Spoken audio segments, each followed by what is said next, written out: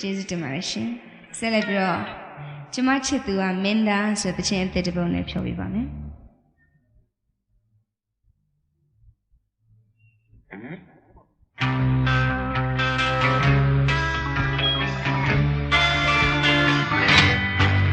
ပေါင်းတမိတ်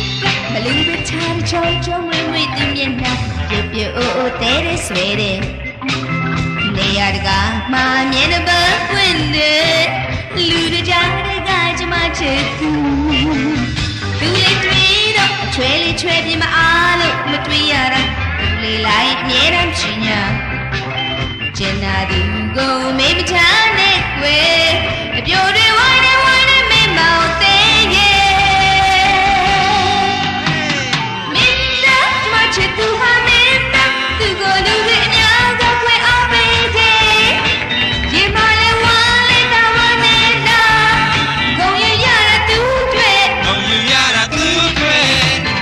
မင်းသားကျမချစ်သူဟာမင်းသားသူကိုလူတွေအများကခွဲအောင်ပေးတယ်ဒီမလေးဝါလေးတာဝနဲ့နာဂုံရရတာသူတွေအမောပါပဲဂုံယူတာသူတွေအမောပါပဲပေါင်းတမိတ်ကမလူပဲချမ်းချောချောမွေ့မွေ့တင်မျက်နှာပြပြအိုအိုတဲတဲ့ဆွေးတဲ့နေရတကာမှမြဲတဲ့ပန်းပွင့်တဲ့လူတွေကြားတဲ့ကကျမချစ်သူသူလေးတွေ့တော့အချွဲလေးချွဲပြီးမအားလို့မတွေ့ရတာသူလေးလာရဲ့အမြဲတမ်းချင်ညာကျင်နာသူကိုမေးမထားနဲ့ကွယ်အပြိုတွေဝိုင်းနေမင်းမောင်သေးရဲ့မင်းသားကျမချစ်သူဟာမင်းသားသူကိုလူတွေအများကခွဲအားပေးတယ်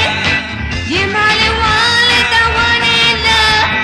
ဂုံယူရတာသူတွေဂုံယူရတာသူတွေမင်းသားကျမချစ်သူဟာမင်းသားသူကိုလူတွေအများကခွဲအားပေးတယ်ရင်မလေးဝါလေးတောင်းဝနေလားဂုံယူရတာသူတွေအမောပါပဲမင်းသားကျမချစ်သူဟာမင်းသားသူကိုလူတွေအများကခွဲအားပေးတယ်ကျေးဇူးတင်ပါတယ်ရှင်